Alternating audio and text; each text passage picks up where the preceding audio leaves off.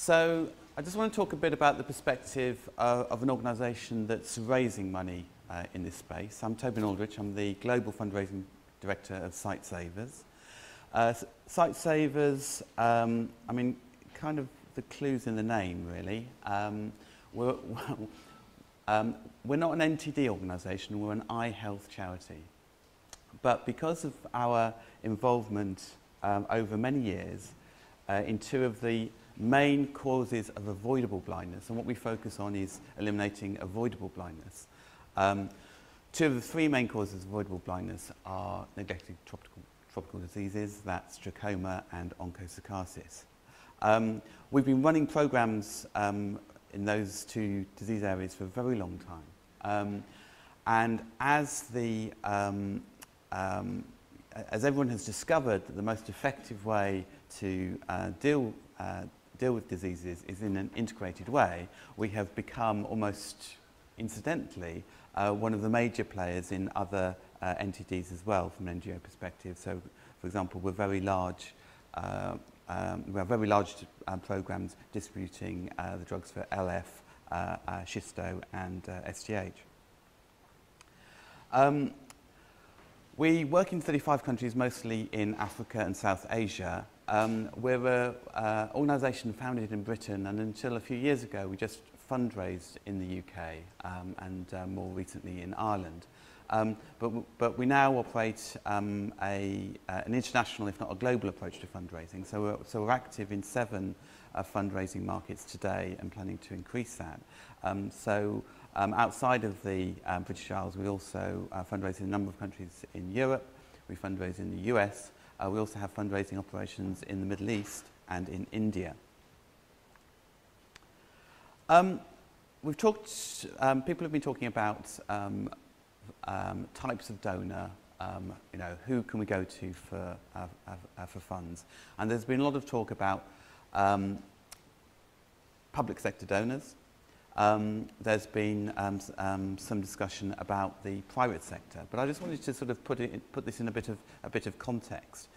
Sightsavers is a general fundraising charity, if that's a term, in that we fundraise from lots of different sources in lots of different ways.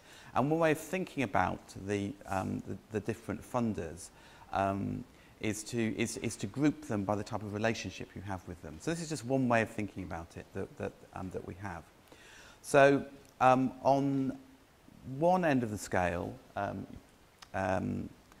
the right, are people that I would describe the fundraising process as being application-based, in that you have a very structured process. So typically a USAID or a DFID.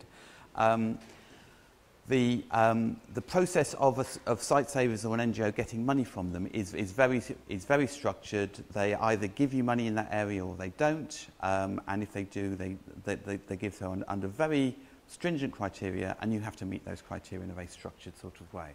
And often a physical application is really important in that. At the other end of the spectrum, Sightsavers gets about half its money from the general public.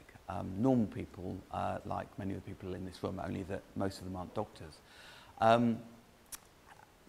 These are people who are giving you £5, £10, or the appropriate local currency a month, often, and they've responded to television advertisements. They might have seen direct mail pieces. You might have engaged with them through face-to-face fundraising.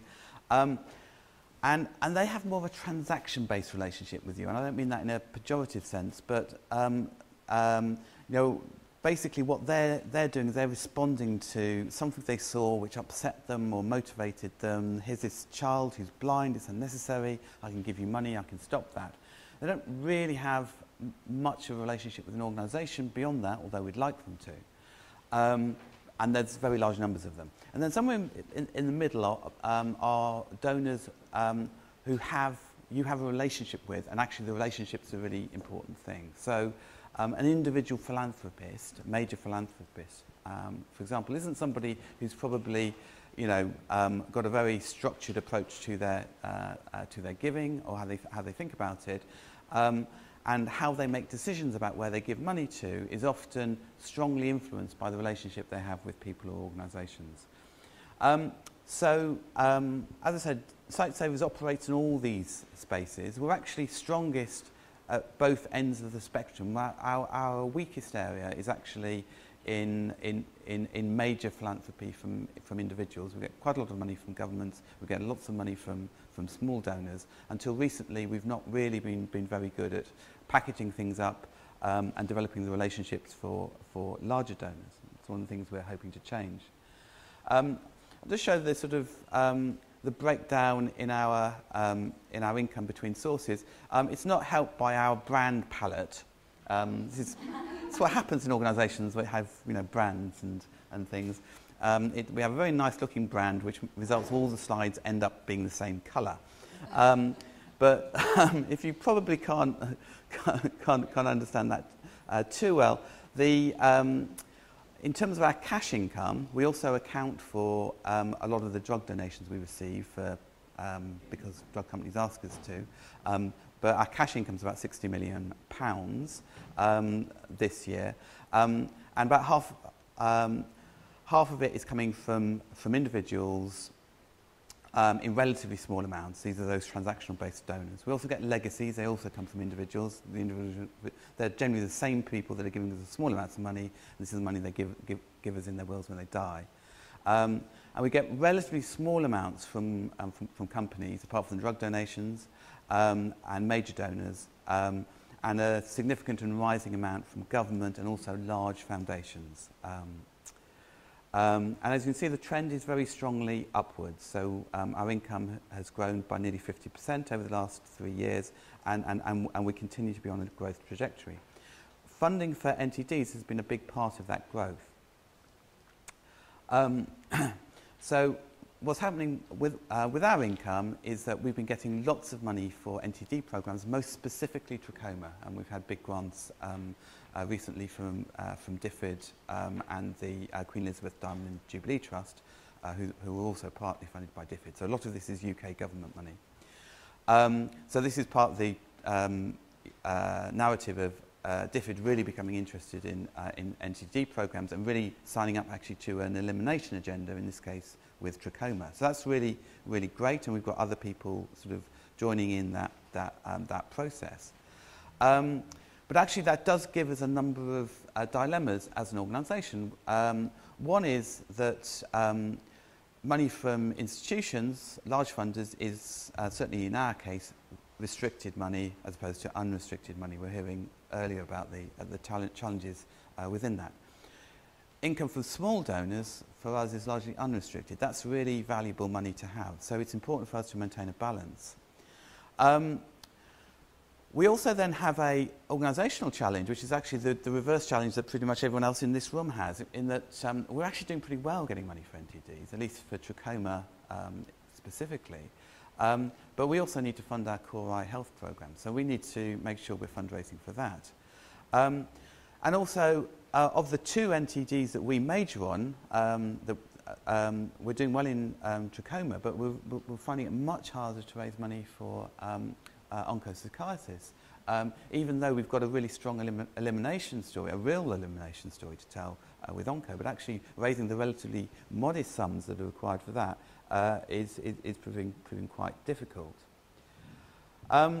So what we're doing is we're meeting that challenge by developing new income sources. So we're really growing that individual income, that transactional-based income I was talking about. And we're really investing as an organisation to do that. So we've got large-scale fundraising programs that we're doing in our core markets, but in particular we're expanding them into our new markets. So the markets in Europe I was talking about. Also India, we're doing individual fundraising in India. It's going really well. We're expanding that really quite significantly. But then we're focusing on this major philanthropy area, and we're in particular focusing in the UK, but we're also looking again at our new markets. We're doing a lot of work in the Middle East at the moment. It's really interesting in terms of its potential to put money specifically into this space. We've had some successes there. It's a very interesting and complicated place to work. I think it's fair to say, and I think the jury's out. How successful will be that ultimately, but it's certainly something we think is worth persevering with. We're also focusing on another area of weakness for us, which is corporate philanthropy. I mean, actually, apart from drug donations, we get very little money from companies, really. And we think there is much more potential here. But we also think that a lot of the potential is actually about unlocking other assets companies have. So we're doing a very interesting project with Unilever on trachoma, where we're doing public education work that they're funding, but actually more importantly, they're promoting through their marketing channels and assets in the countries we're working with to integrate face washing into hand washing programs that they're already doing. So I think it's thinking about how you can really leverage the assets and capabilities that the companies have beyond giving you money, because they're not very keen on giving you money, is what we find. And I don't think that's going to change anytime soon. So it's how else we can use their resources. So that's just thinking about ways we can grow and develop. And I'll just finish on the latest campaign we're launching, which is just giving you an example really of